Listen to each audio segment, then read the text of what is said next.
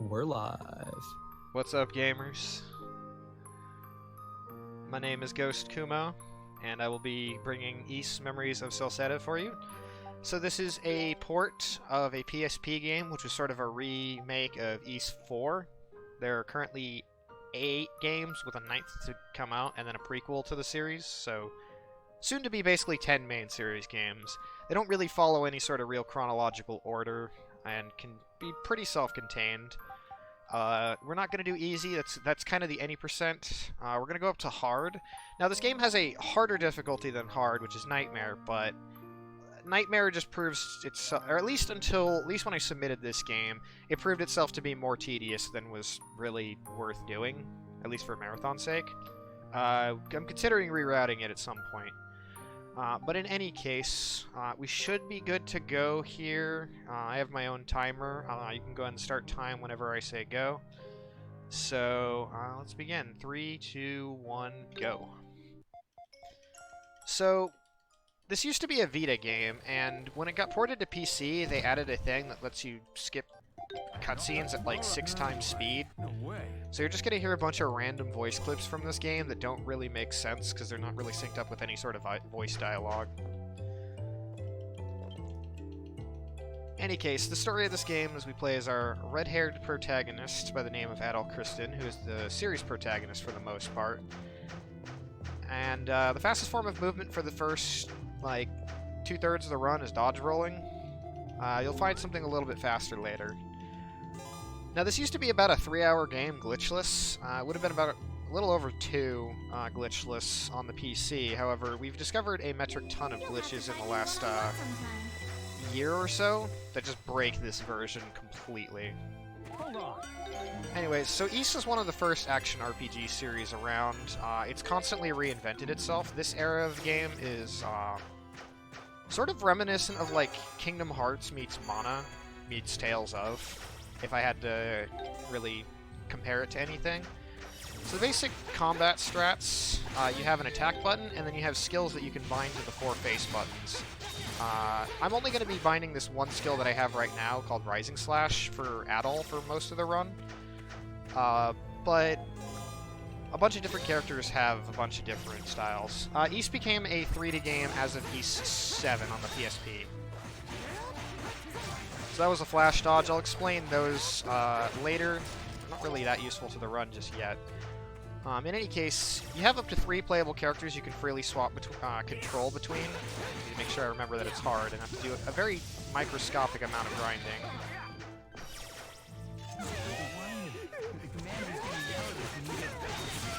There's also going to be a lot of overlapping voice clips. You get kind of used to that.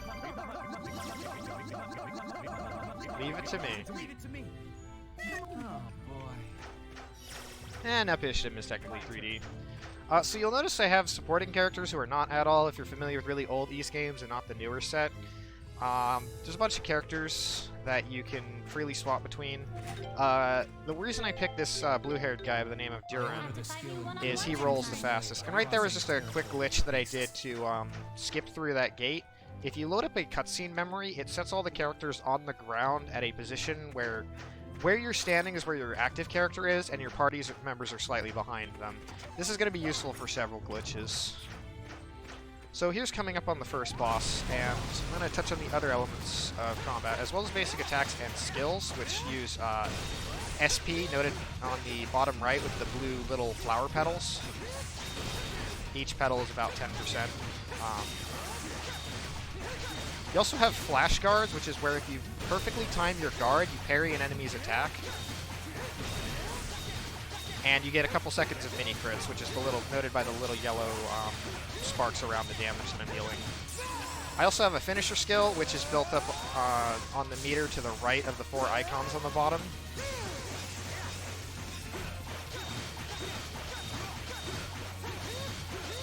And that kind of builds up over time as I use more skills. So I'm trying to get this guy dead before he finishes me with this attack. So that was a pretty good fight. Ideally, he hits me just before I stun him, and when he's stunned, I can do more damage. Not many bosses in the run get stunned anymore, so I didn't really even explain that.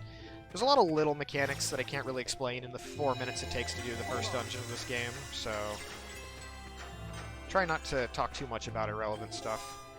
So, one nice little thing about this game is for the first 60% of the run, I can warp between any of these like-colored monuments, and after 60% of the game, I can warp between any monument that I visited. There's sort of this little shortcut system, fast travel. Anyways, so we saved the miners of this town, met a bunch of people in the town, and now we're kind of going on to RPG Fair. There's a bunch of side quests that we're never going to do. We're going to go to the item shop that we're never going to buy anything from, and the game's going to teach us about the crafting system that we're never going to use. These are all actually really cool features in the casual playthrough that do lend it to some pretty decent RPG depth. We just don't do them in the run because they don't provide enough benefit given how fast the run already is with glitches. So this blue-haired character, Durin, as I mentioned, rolls the fastest. There's a total of 6 playable characters in this game that all have like their own variable speeds, and we've kind of had to check how much that is. Anyways, we're off on our adventure. Our goal is to explore this relatively unexplored terrain, which is in the land of Celceta, which is where the game gets its name. East has a pretty diverse world that kind of, all the different regions are mentioned in between games, so it kind of builds itself like as a series-wide world-building experience. And we're kind of tasked with the Governor General of the town at the southeast to map the region. She gives us a reward every time we map 10% of it, but we're never going to actually go collect the rewards. And our first 2 tasks are to kind of explore 2 major landmarks that they know about, which is a large river on the far west and a large tree in the center of the region. We're going to go to the tree first. You can actually go to either one in any order you want. Just getting some flashbacks here. I also haven't mentioned that our Adol doesn't have his memory, so he kind of collects his memory through cutscenes throughout the game. And this is really important for the speedrun, because if it wasn't for that, we would actually softlock the game. For reasons I'll get into later. I'm picking up a shield ring here. This gives me 5 defense. Defense is incredibly useful on the hard difficulty because we're going to be doing things at incredibly low levels.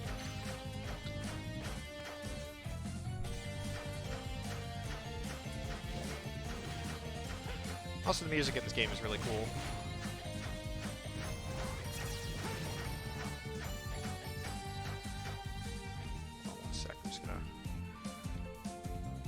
Sorry, I had to Alt-Tab out because I was just making sure of something with the OBS.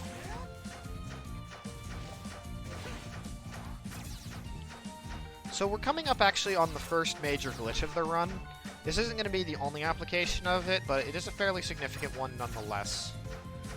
Ordinarily, we have to take this fairly lengthy route through this sort of Lost Woods-style forest, where if you go the wrong way, you enter back at the entrance. But we can actually skip that and go to the next destination kind of in reverse. So I'm going to do a quick save here. Okay, just double checking something here. And then I'm going to want these crabs to beat the tar out of me. But specifically, I want them to kill one of my characters while they're in water. And this is going to allow me to revive that character when I'm on the ground. And the game doesn't exactly have the best idea of where to place them on the Z-axis, so they fall through the floor. If you keep falling all the way down through the floor, you will hit a kill plane, which is just sort of an area that will make a sort of line that will just straight up kill you. Leave it to me. However, right at the edge of this riverbank here, I could sort of use the cutscene trick to kind of swim across this river, and then, yeah, now I'm back on land, and I skipped across that bridge that I'm not supposed to do so yet. So this allows me to enter the next area kind of from a shortcut that's not supposed to open up until after I get here.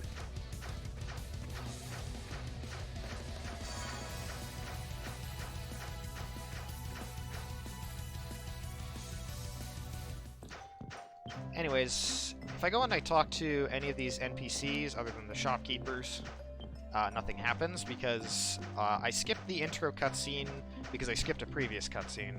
All cutscenes in this game are sort of sequenced, so until I load a memory, which for whatever reason resets that, all future cutscenes do not load properly, so anything that would kind of like stop me in my tracks just is ignored. But as a consequence, I can't like talk to NPCs because it's not properly loaded yet in a way. So ultimately I saved about 2 minutes when I got here. Now I just need to talk to a bunch of NPCs, kind of learn what's going on in this village, which prior to losing his memories, Adel actually came here and befriended the village chief and his 2 children. Long story short, the son has gone missing. The daughter joins our party in just a moment. Her name is Karna, and she is one of best girls. The village chief gets attacked, and we need to go figure out where the heck his assailants went.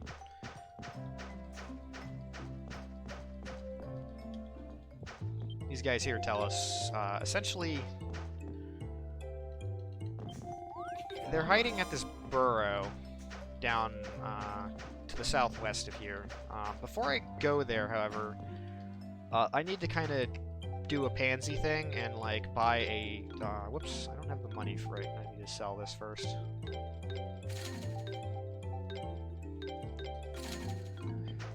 Need to buy a bunch of potions, and turns out scumming with healing items is actually more efficient than buying armor in this game. In any case, it's really nice to have the village chief's daughter around because she comes in at level 11. Whereas, as you can see, my current character is level 2, which means I will do no damage to any enemies around here.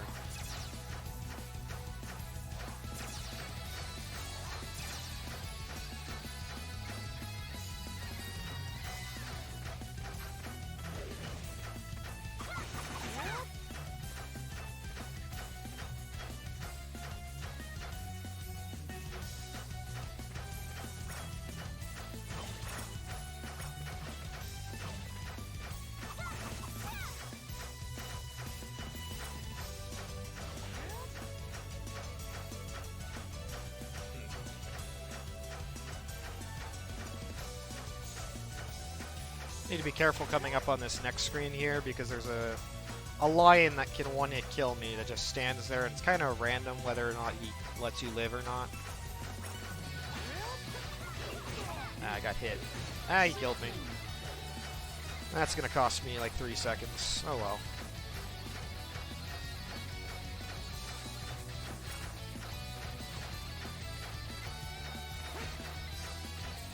Alright, so hit this monument here. I'm gonna rebind Karna's skills, and we're gonna fight this mob of possessed villagers here. I'm gonna use a finisher immediately because this does a lot of area effect damage, and then I am just gonna spam the ever-loving crap out of my attacks and skills. Okay, so I want to heal my allies, because if an ally has 1 HP, they can't die, but they also can't do any damage.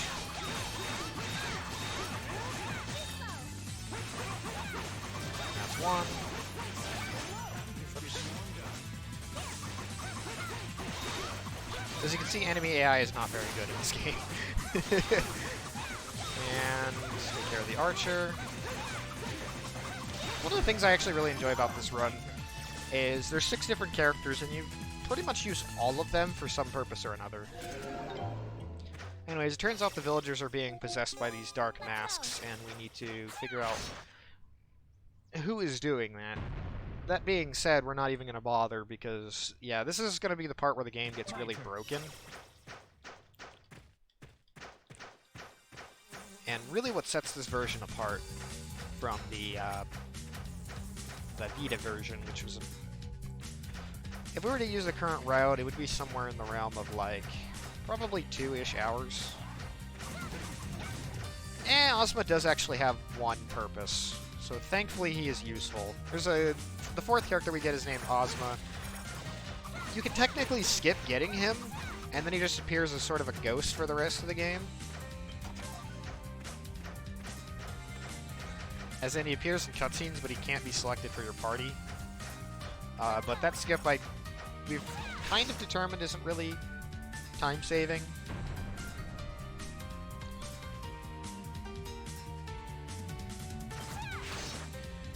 Anyways, one of the important things about having Karna in my party is she has the overworld action of severing suspended cables. Everyone has their own. Durin's here, he can unlock locked chests, which is used, I think, once in the entire run. Adol can view memories, which is kind of required for story, so it's really weak. But since we need access to those memories anyway, it's kind of a good thing, because otherwise we'd probably have to figure out a way to not soft lock ourselves. So we're coming up on the single most important skip of the run, and also the most random. I wouldn't say RNG, but it is random. So I'm going to ask for your assistance in chat. I see a few familiar faces in here. If you guys could just spam B emojis in chat for me, please, that would be wonderful. So this is Melchby. He's a wasp, but we all call him the Bee because to be or not to be is kind of the defining question of any run of this game.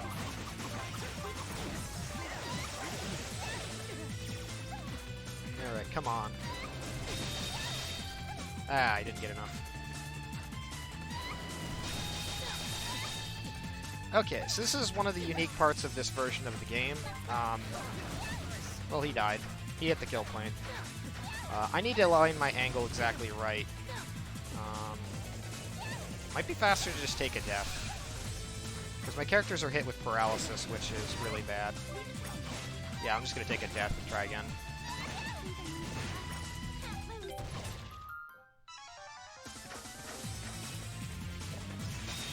So one of the unique things about this version, and really what makes this run work, is that on this version of the game, there we go. On this version of the game, they added a feature where you can sequence together flashcards, and an unintended side effect of this is anything that would knock you vertically, you can store that momentum in such a way that you, like, you can literally shoot out of this boss's arena, and this just completely breaks this game.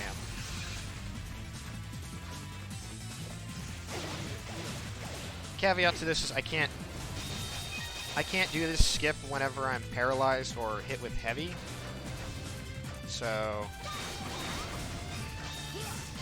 and I need to get like a ridiculous amount of guards. It takes time in getting used to the mashing for this skill.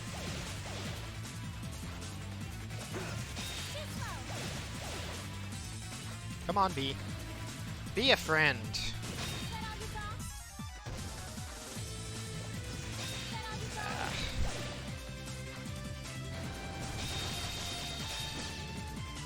That's not enough height.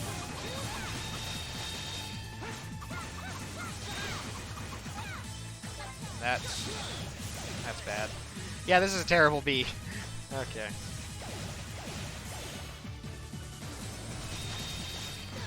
Come on.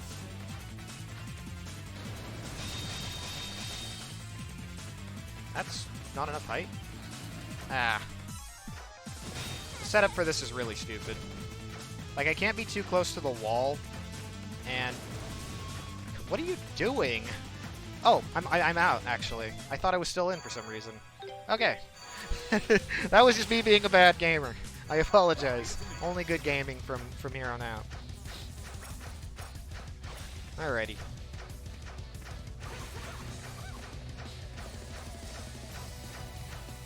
So, we've exited that boss, and we've exited the dungeon. This just basically means that the game is now in a very broken state.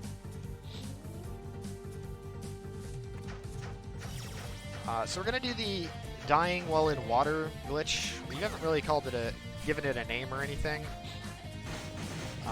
But in that dungeon, I picked up an item called the Dwarf Bracelet, which I need to progress, but it also lets me take significantly more damage to die quicker. So we're going to fall through the floor once again. And we're going to swim out of bounds here. And thankfully, there's a very small amount of space that I can roll through here. And And this is going to allow me to hit this loading zone from the back end.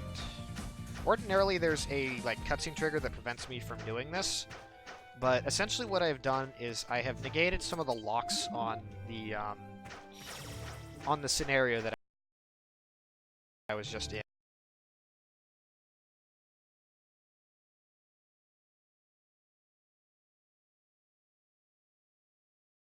And I would ordinarily have to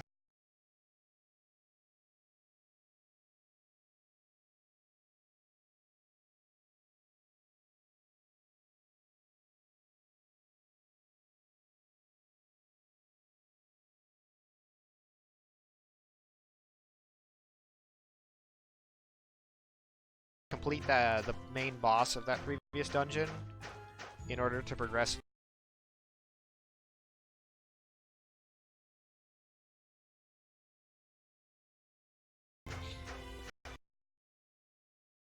As a consequence, it means Karna is going to sleep outside.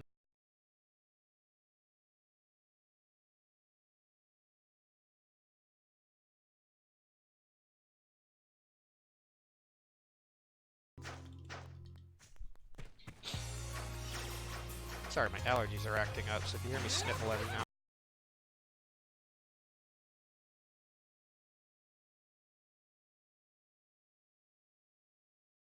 Probably on the restreamer's end. No, my internet's fine.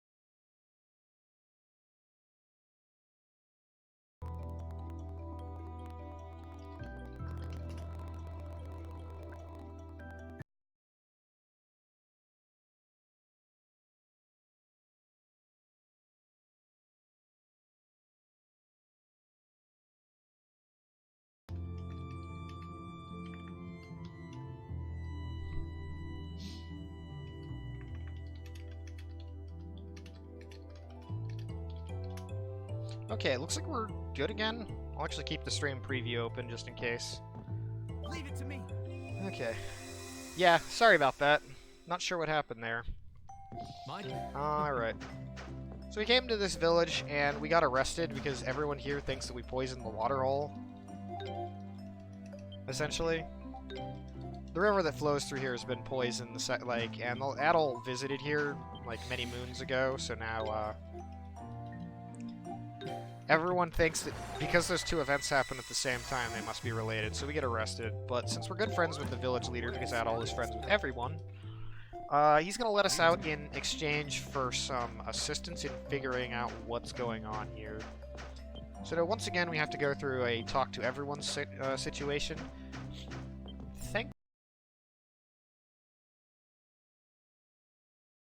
Thankfully, this is the last one in the run, because all future ones are just skipped. I'm not sure how necessary this is, but I'll do it anyway. Oh boy, I'm dropping a ton of frames here. Or I'm not dropping frames, it's coming up on my end. It's showing some. Oh, okay, I did drop frames. That was on me. I'm sorry. I'm a little more worried about the marathon here than my own dang run. So we figure out what happened in this village is the river is being poisoned by the sacred beasts, which are these dinosaur ostrich-looking thingies called Spartas. And so we are tasked with going to the lair of the sacred beasts, which of course, you know, we're not going to do because, you know, gotta go fast.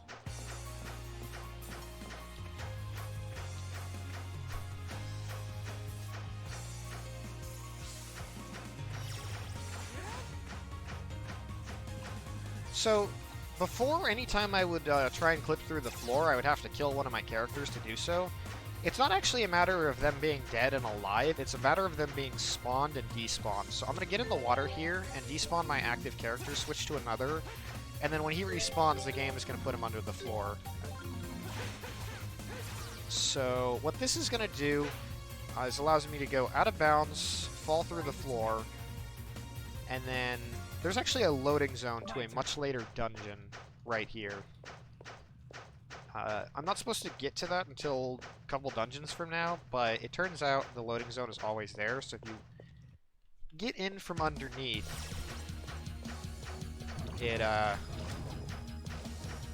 lets you just bypass that. So now we've just completely sequence broken the game.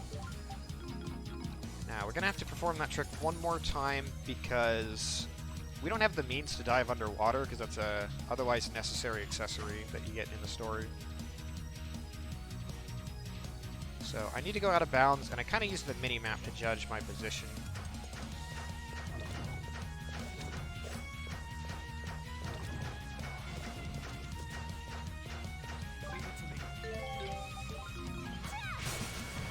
So this right here specifically, I needed to go to the tree to pick up Karna. Or the Ancient Burrow was the name of the previous dungeon. If I didn't have her, I would be soft-locked, and same thing with the Dwarf Bracelet right here. So I only need those out of that dungeon.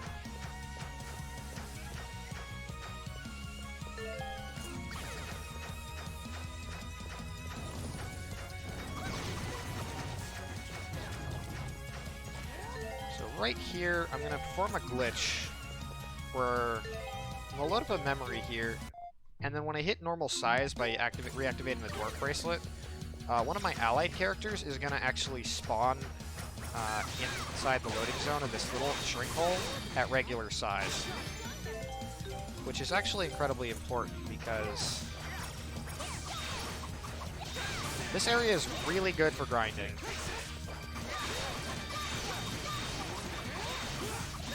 Okay, I really want this skill. This is like the best skill in the run. So I'm going to save and load, and that's going to respawn these enemies.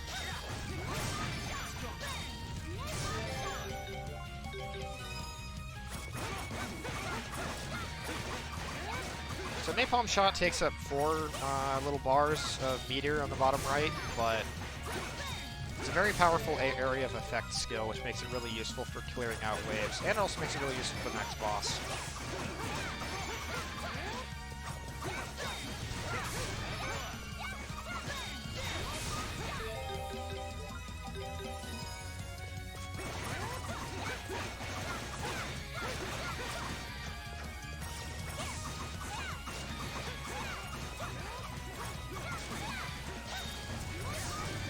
Okay.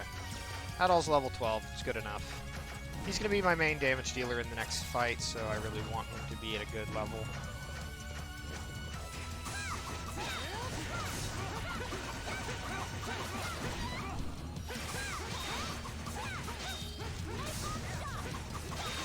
So here is the exactly one time in the route that we used Durin's overworld skill, and now he's basically just there as a movement bot.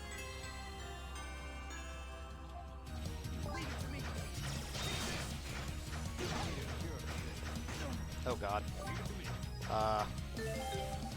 So thankfully allies respawn the second I enter a boss fight, so him dying there is not the worst. I'm gonna equip him with that, give him this armor, and then give him the shield ring, and we should be good. Alright, so this is Robot Centaur A-Hole.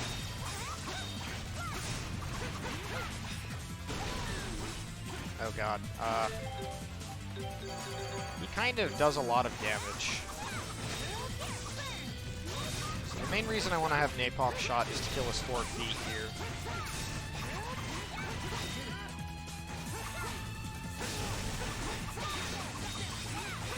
Okay. So Adol takes about 300 damage per hit, so I really don't want him dying here.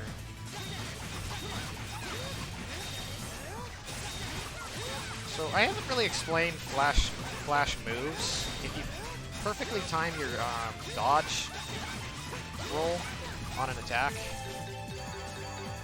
you get a few seconds of bullet time, basically. Oh god.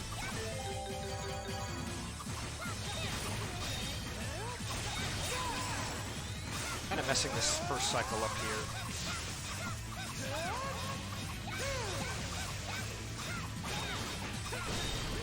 Now my ally's being completely useless and attacking from the side, which is doing nothing, so that's not helping things. Isn't AI a wonderful thing?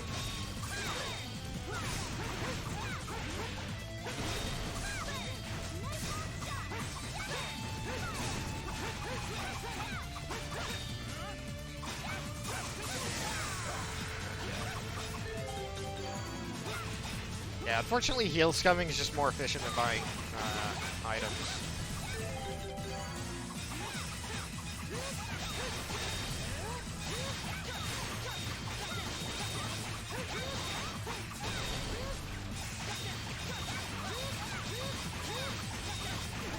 Ow.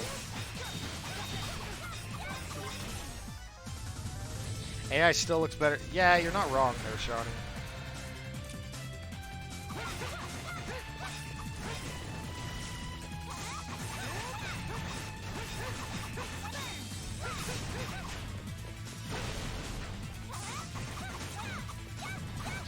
Now he's on his kind of desperation phase, which really sucks because only one of my party members can like actually hit him.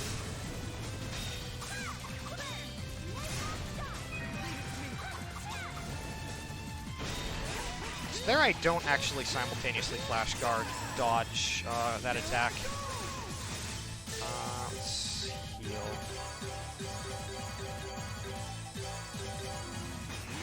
And the reason for that is that attack has a tendency to kill me with like a lingering hitbox on that attack, so I just don't want to risk, you know, getting murdered in one attack that does like 1,000 damage.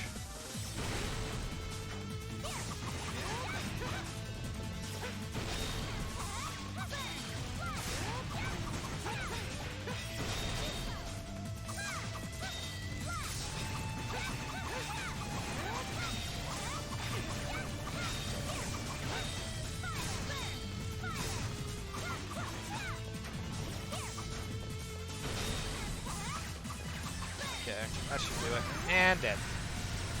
So there's one of the two hardest fights in the run, and probably the most time-consuming.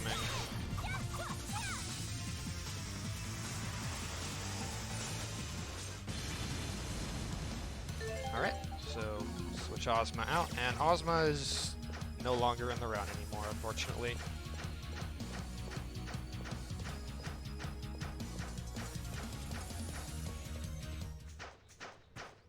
So you might have noticed, actually, when I started that boss fight, as soon as I entered the room, the fight automatically activated. That is not supposed to happen. There's supposed to be like a little path you run up in order to initiate the fight properly. However, when you exit a boss fight, as I did with the giant bee, what ends up happening is the game kind of treats you as in a perpetual boss fight state until you enter a room that has a forced encounter, or a boss fight, basically. And that's actually going to be used to completely break the game later, but it also means that since we've skipped several things, all forced events in this next town don't happen, and that saves like just 7 minutes of doing basically fetch quests.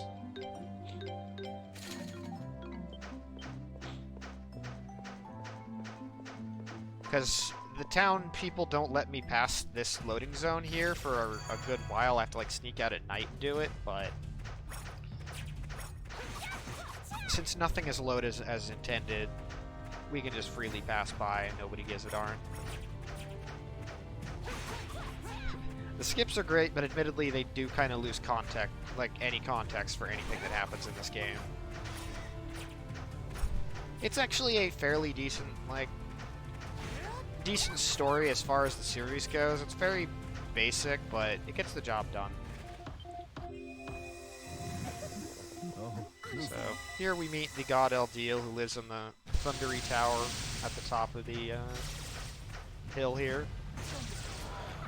Ooh, excuse me. Alright, so now we get the token mini Moe party member. There's this pink-haired girl. She conveniently has the means to get up this mountain here by activating these lightning rods.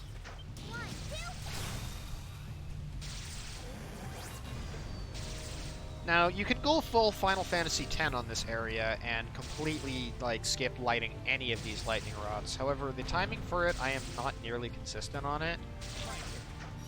It would save 40 seconds if you do it perfectly, but every mistake, like, hurts big time.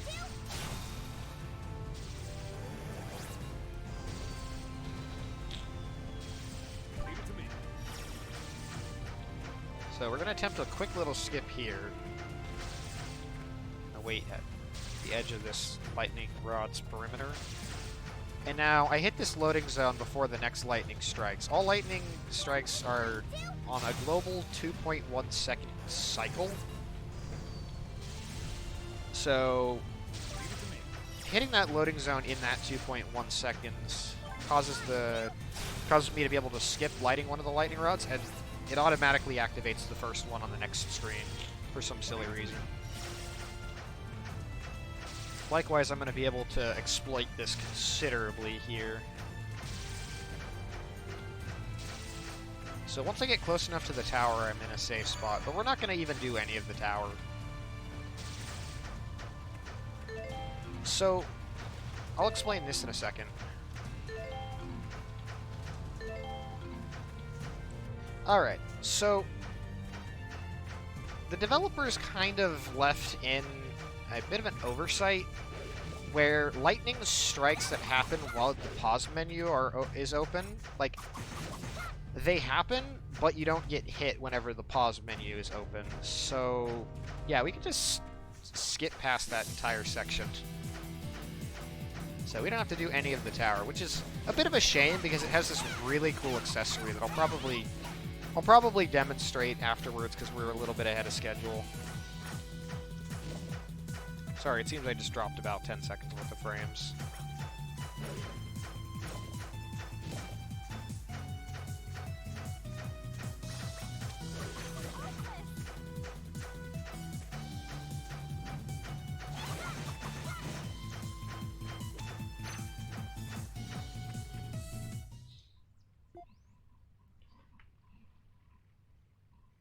So, right here we kind of get a little bit more context for the story. We see the point at which Adol lost his memories. He was attacked by the dark version of kind of the god of this region, this winged angel guy by the name of Eldeal. And when he has a dark side, basically, that's been, like, possessing him and slowly taking over. And he attacked Adol while Adol was carrying the Mask of the Sun, which is the dark, powerful, magical item. If you're familiar with film terms, it's often referred to as a MacGuffin. And yeah, so the Mask of the Sun is just really powerful, and he wants to use it to access these ancient records that existed before he did. So we need to find the Mask of the Sun in order to stop him from doing that. You know, standard JRPG kind of plot.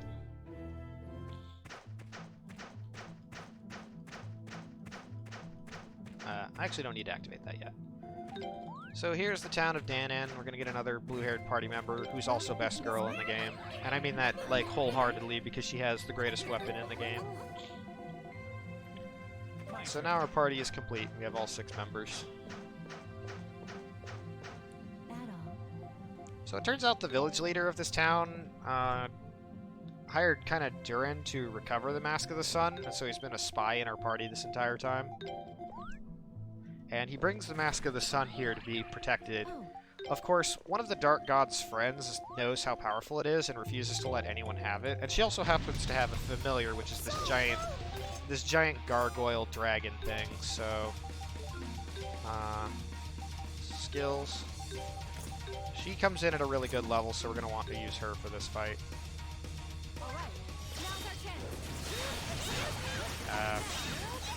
Ow. She also has a lot of really good skills by default. Other characters have to learn them.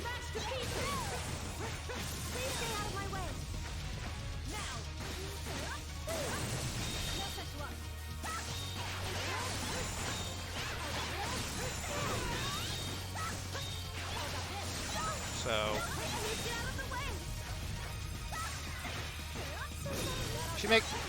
her being at this high of a level makes this fight a lot easier than it would be without.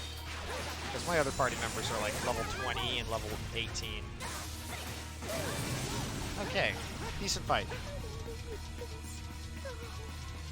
So she gets desperate and breaks the shield on the mask, and of course the big bad of the game, who we have never met because we've skipped every cutscene that he's in, swoops in and just steals it from under our noses. So yeah, Lisa, the blonde-haired girl, she doesn't screw it up. She screwed up big time, and nobody likes her, and she has no friends. Thank you very much. All right. So while Durin has the fastest roll, he's only slightly faster than Frida, our 6th-party member here, so she's going to be carrying the team for most of the rest of the run. Yeah, you never see the big bad of this game, and you never, like, meet the other big bad of this game. Like, you only see him in, like, 2 cutscenes.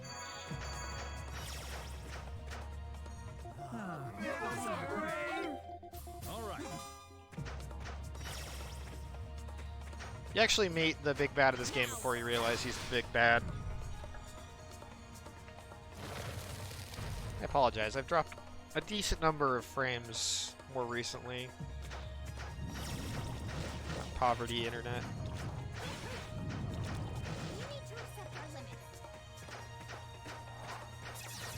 So, the baddies have the Mask of the Sun. Whatever will we do? Well, we're going to follow them to the ancient capital of this region, which is where the ancient records are held.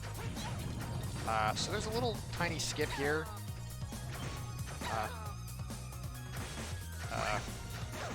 Okay, I messed it up. It's a lot harder to do when I'm rolling than when I'm running. There's like a couple frames where if you roll into this fissure, you can activate Frida's overworld action, which is to kind of seal holes in the ground.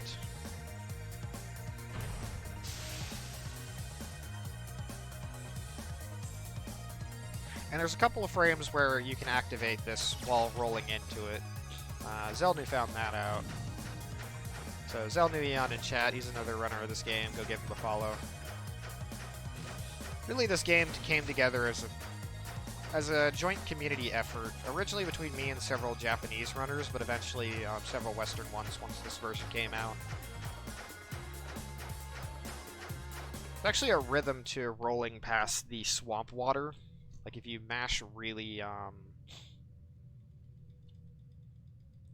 if you mash really fast, you can get through the swamp water actually faster than you would with the otherwise fastest form of movement in the game.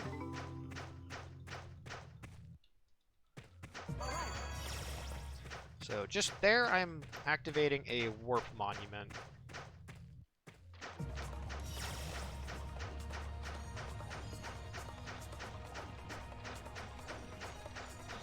My square button is going to hate me after this. Okay, there we go.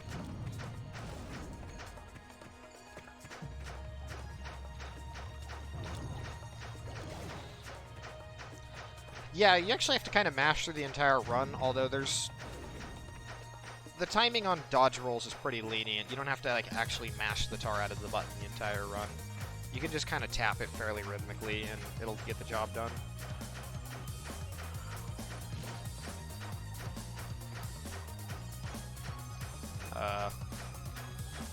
So I actually messed up here. I was supposed to put Durin in the party. Would have saved probably a couple seconds getting here.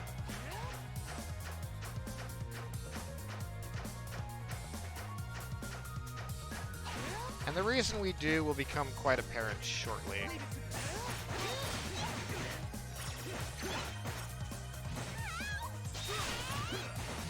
it gonna let me?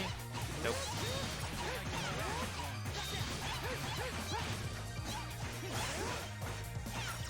Yeah, it never lets me.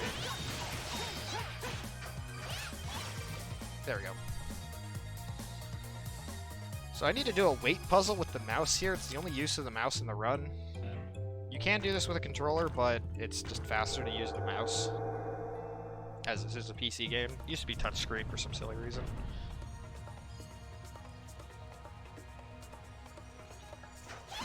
Anyways. So we're gonna enter this boss here, and we're gonna die again.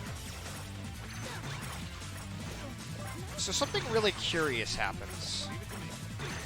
If at any point you skip past the Thunder Tower and die, it treats it as if you were struck by lightning. Yeah, this is my ideal party. And since I died during a boss fight, any forced encounters will automatically trigger, which includes this one right here, which isn't supposed to happen until after I clear the tower. And the reason I'm going back here is for a really, really useful item.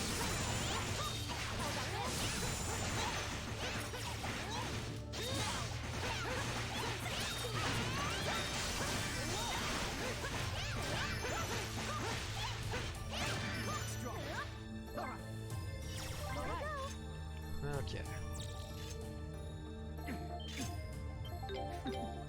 So this is where you meet the actual Big Bad as evil Big Bad for the first time. And Frida's just kind of standing there because she's not supposed to be in this cutscene. So she just lets them get it away with it because she's secretly evil. Except not really, but whatever. Alright. So my reward for that fight is the single most useful item left in the run, which is the Golden Wing. The Silver Wing is what lets me warp between light-colored monuments. The Golden Wing lets me warp anywhere from anywhere, or to any monument from anywhere. So now we're gonna actually try and fight the frog proper. So get your OS frogs ready, guys. It's the moment you've all been waiting for.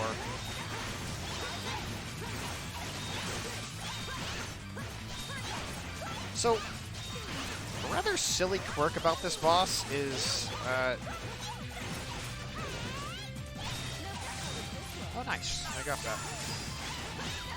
If you hit him with a skill when he's, like, halfway through his downed animation, it resets the animation, and you can kind of keep him stun-locked for a solid minute here. This fight is the only part of the fight that is RNG, or the only part of this game that's like really RNG, and that's allies learn skills on their own. And if an ally learns a skill on their own, it replenishes your skill meter to full. So I'm getting really good luck here.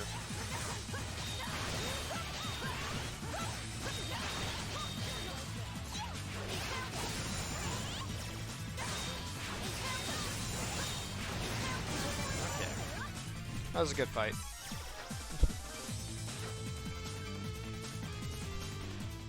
Man, my stream regulars are disappointing me today.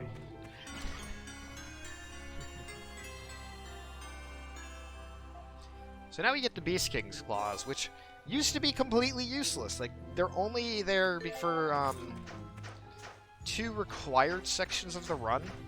Like, I need to get it to bypass a soft lock, and that's basically it. However, they're sort of an improvement onto my main dash.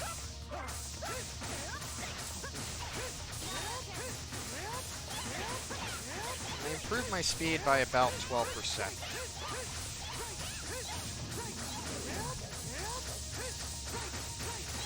And since we don't get the other fastest thing in this game because it takes too long to get it, this is now our fastest forward move. So welcome to Wario Simulator. We're going to be slamming everything with our elbow for the rest of the run.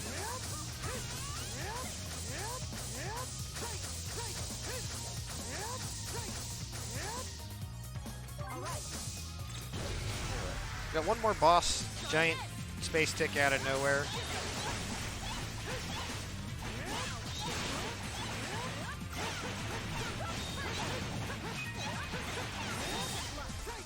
Well, this fight actually has a really cool strat, I think, where a lot of his attacks have very lengthy animations. So I can actually get multiple flash guard, flash dodges, or simul flashes as we call them, on his attacks. And then spam together Frida's 40 SP skill, which is Cactus Drive.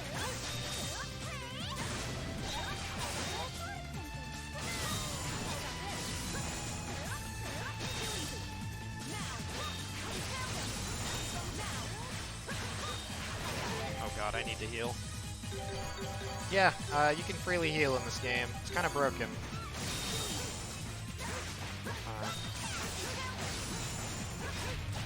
But I also know most of this game's animations. In a casual playthrough, especially on Nightmare, you can go through potions like crazy. And doing so without armor is ill-advised.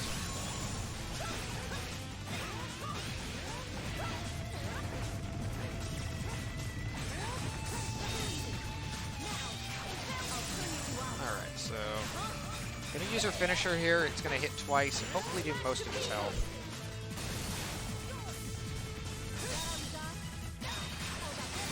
There we go. Very, very solid fight.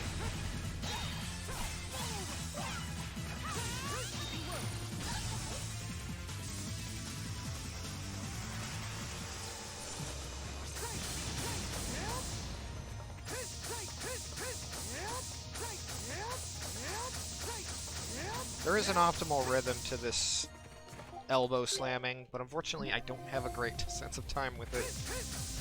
So sometimes I'll be doing it pretty inefficiently.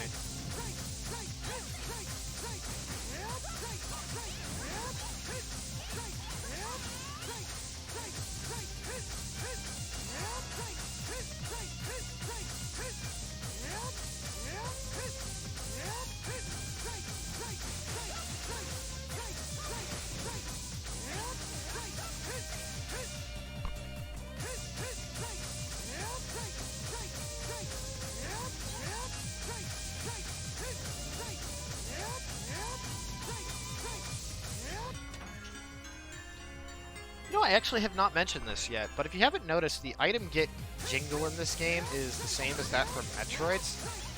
That's actually on purpose. The first composer of Ys 1 was Yuzo Koshido, and he admitted in an interview in the late 80s that he just really liked the item get jingle from Metroid to the point where he basically borrowed most of the melody. So for 30 years, both franchises have used the same jingle every time you get an item pickup. Alright. So once again, we're using the height storage momentum trick to get over this door. Previously, we'd only used it on the B, but on that enemy right there, one of his attacks knocks me upwards, so I can exploit this to just shoot over the door. And that skips 2 dungeons and a pretty lengthy story scenario. So now we are currently in the second to last dungeon of the game, and the last dungeon of the run.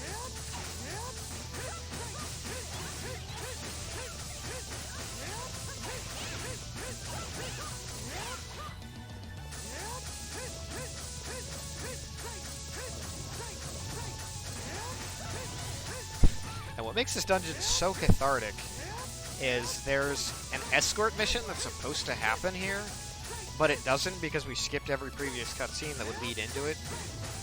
So we're just free to do this dungeon at our own pace rather than have to worry about an escort following me. Thankfully the escort can't die and will heal me, but it's still awful because you can't go nearly as fast as you want to.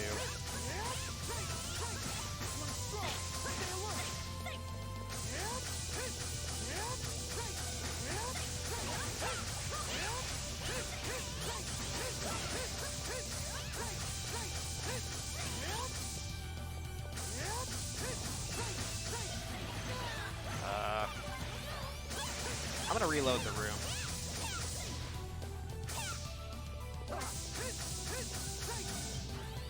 There we go.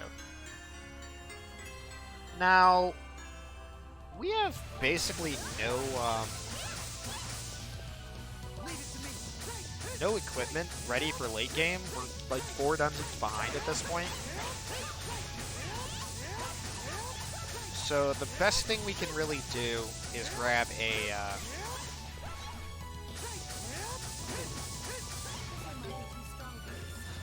a sword in this dungeon, which functions as basically the 3rd best sword in the game, giving Adol a means to do damage against the final 2 bosses of the run.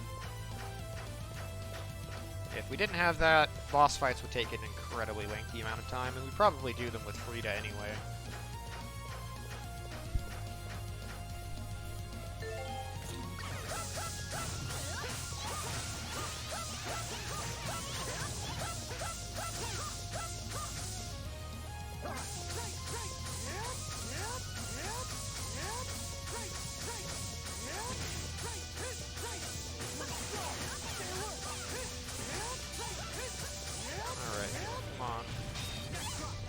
Give me the laser beam. Okay. Overdid it there, but pretty easy skip.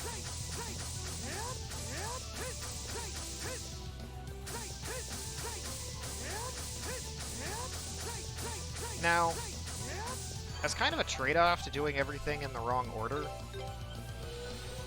the next boss will not load when I enter the room. So I kind of need to force that to happen. And luckily, we just so happen to have a means of forcing boss fights. Because we never killed this guy, so yeah, we can come back to him whenever we want. Not that we ever would want to, but we kind of have to, basically. Otherwise, we could not complete the game.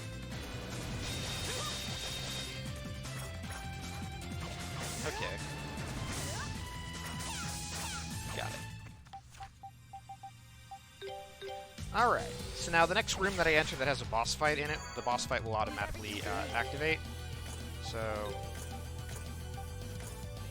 and... make sure I don't get to equip that. Alright, so now we're going to force a rematch with Solgalba, the gargoyle familiar of worst girl in the game.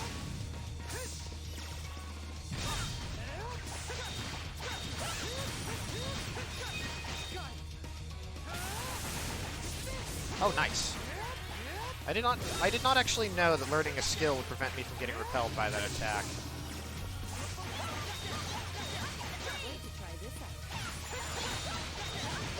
So this boss, I have to knock down his feet and then his hands before I get to the head.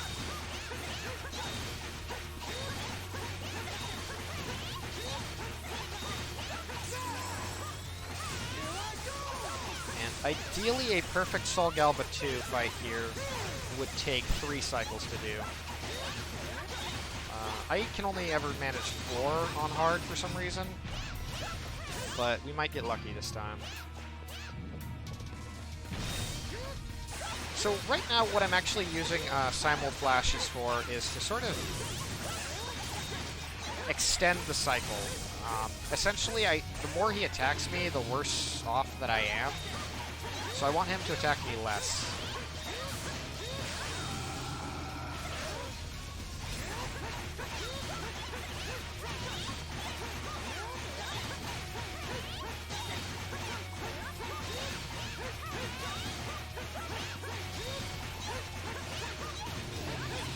Wow, we actually probably will get a 3 cycle here. That's really good.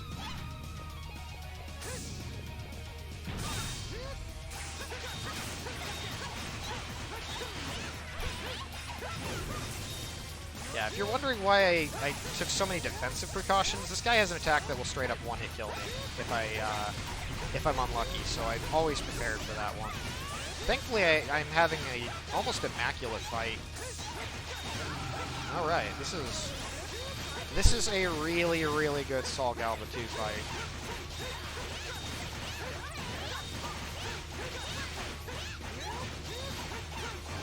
Nice. I think that's my first 3 cycle in a run. I've done it in practice many times, but I hardly ever get it in a run, so that's really good. Honestly. Alright, story stuff here. The bad guys have the Mask of the Sun, so we get the opposite, the Mask of the Moon, to open the final dungeon. buried within her familiar was a ancient king of this region, yada yada yada. He fixes the mask and we can go into the final dungeon. But we're not going to actually do the final dungeon, we're just going to skip straight to the end because this is a broken video game.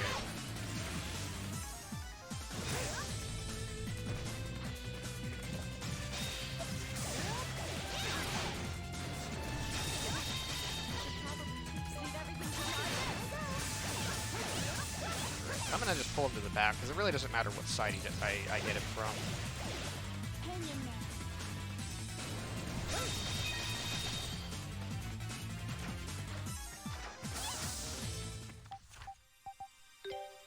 Oops, one more. Alrighty. Leave it to me.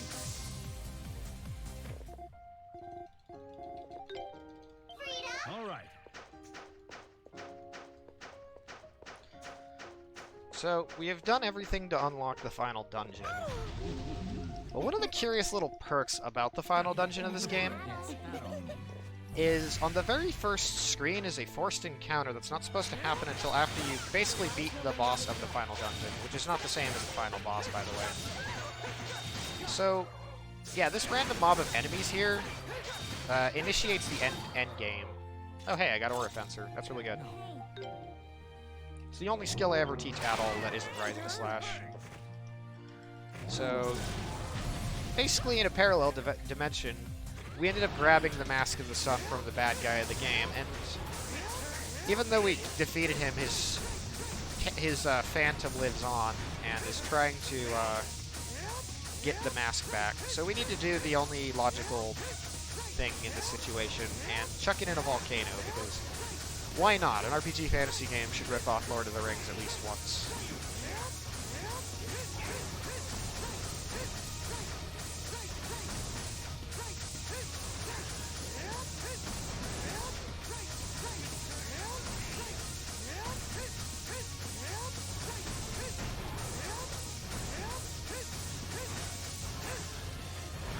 Now we finally have a duel with the final boss of the game. Although you'll notice there's somebody here with us. So that escort mission I mentioned from the previous dungeon, the game didn't know where to put her, so they put her here. And she can freely heal me. Now this fight is not free, but it is a lot easier with her around because this guy can one-shot me with most of his attacks.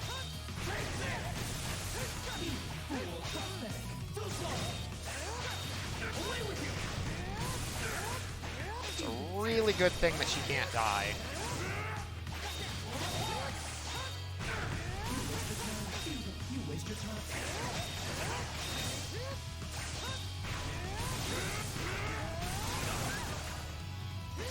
So now he's gonna use his finisher, I think?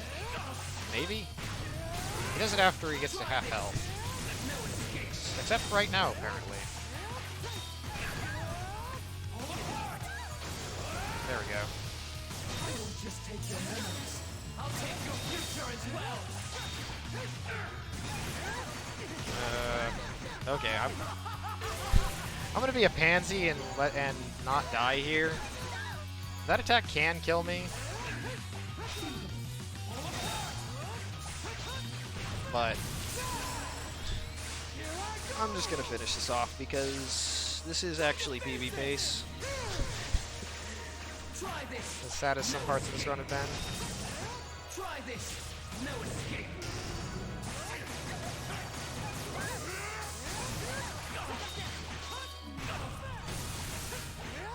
Okay.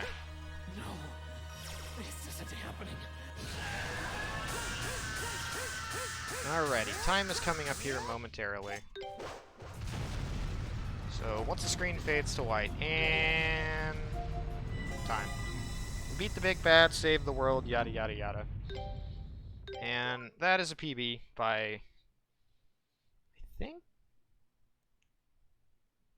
I don't know if it's 2 seconds or 32 seconds. I don't remember if it's 103.48 or 103.18, but yeah. Okay. So we beat the big bad, save the world, toss the Mask of the Sun in, and we go on to better pastures as officially now an adventurer, because the god gives us that title. So, since we're ahead of schedule, and we have about 10 minutes to kill, one tradition that I do, and one thing I usually offer to marathons as well, is a New Game Plus run of this game done on Nightmare. So, I can do a quick little showcase here. This will not take very long at all. Like, at all. I am very down. Would you like to enlighten me on what the estimate might be for this little bonus here? In like 3 minutes. Alright. It's as fast as cooking a waffle. Oh, hell yeah. Alright, it looks like we are all set to go. So go ahead and count me down whenever you're ready. Okay, so this is on the file that I've just created, by the way. So this isn't some pre-made, like, super special New Game Plus file. This is the file that I just made the game on. So I'll go ahead and give a countdown. I want to say go. 3, 2, 1, go. So the curious thing about New Game Plus is when you beat the game for the first time, you unlock a boss rush mode, which was exclusively added to the PC version of this game. The publishing team did that, I believe, because they like to do that. So, in the Memories menu, the cutscene viewer that we've used the entire run, we can access boss rush.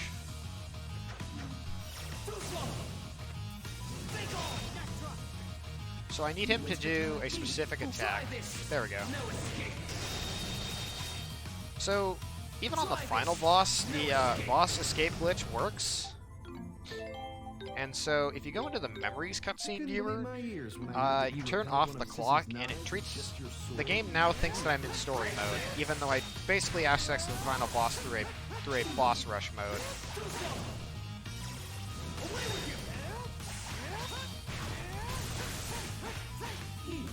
I'm gonna try and go full hardcore and not heal this time. Ow.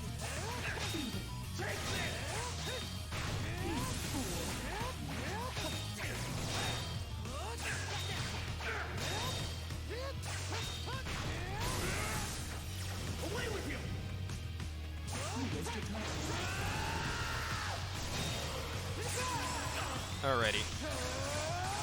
And this should hopefully kill.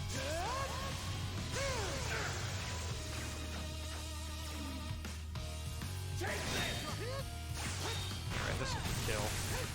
And that is a warp straight to the final boss via unintended mechanics through use of intended mechanics. Time is once again coming up shortly. And time. I got a 1:59 on my timer, so...